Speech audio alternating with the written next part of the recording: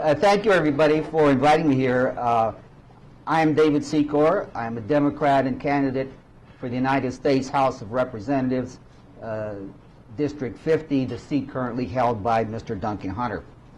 As you may know, our party has not proffered a candidate to oppose Mr. Hunter.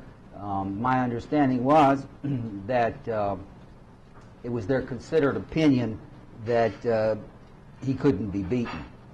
That after 30 years of Duncan's, this district was still unwinnable. So it would seem. I agree that a professional politician would have little chance in District 50. So what am I doing here? I'd like to quote Dr. Martin Luther King. There comes a time when one must take a position that is neither safe, nor politic, nor popular.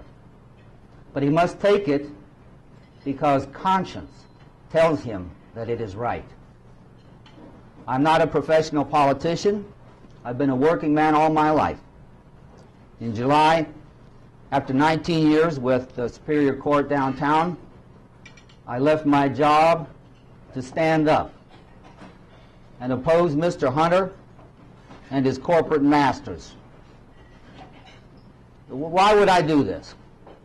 When I have no money, I have no contacts, I'm unknown, I have no political experience.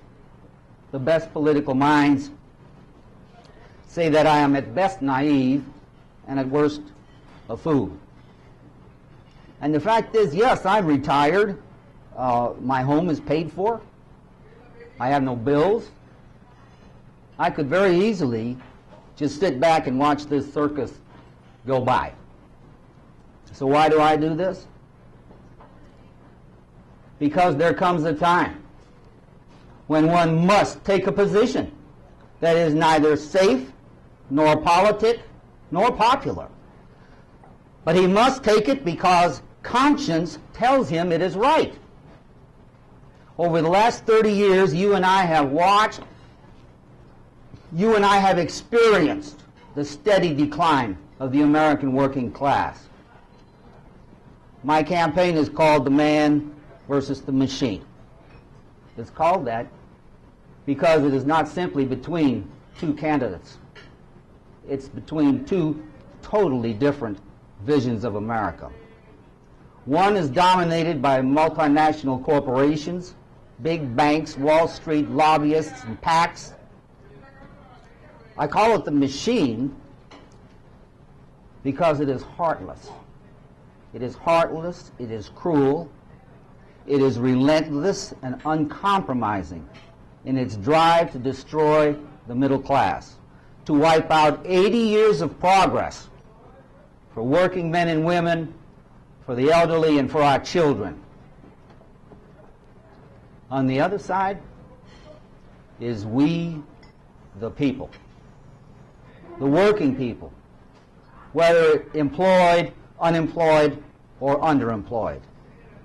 Working men and women who are the heart and soul of America. On Labor Day, I spoke at the jobless rally downtown, and I told those assembled that to the machine, you and your families don't matter. You are, just as I am in this campaign at this point, invisible and unheard. We've become the new silent majority. So we must stand up. We must make our voices heard. We must make ourselves visible, not just to the machine, but to each other. The Occupy movement that has sprung up and spread like wildfire across this nation is a child of the Arab Spring. It's about doing the impossible. It's about we the people rising up, aroused from a nightmare.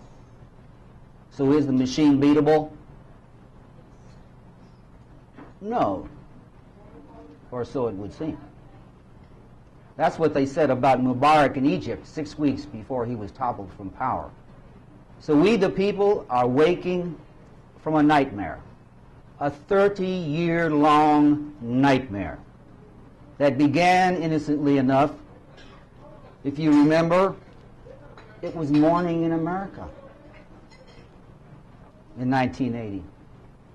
But as the years went by, we, the people, were systematically deceived, intimidated, and falsely accused by a power that was able somehow to impose on us a sense of confusion, of helplessness, and fear. But we are now waking up, waking to the realization that what was the unstoppable power in our nightmare is not real. That seemingly unstoppable power that is Wall Street and the 1% is absolutely no match against the real power of the 99%. So, we, the people, will demonstrate our power at the ballot box. And that power is real. So I ask you to help me. We must rouse those who are not yet fully awake. There are many thousands in our district who have left the field. Over the years, they have been ground down and they either no longer register or don't bother to vote. They have given up. So it begins with us. And we have 7 months till June. We, our contacts, and God bless them, our go teams, can do what the others say is impossible. This election will be won or lost on our ability to register new voters and explain to them why it must be an absolute priority for them to get to the polls and vote. The people's power is only potential power until they get to the ballot box. And only an extraordinary effort, an unprecedented effort at the grassroots level can bring out the numbers that we need to have success. As Bonnie said, we don't need money. We need people. Money is the apparent power. Money is the apparent power that is controlling America right now. But the real power is in the people. So I say, let's get to work. Thank you very much.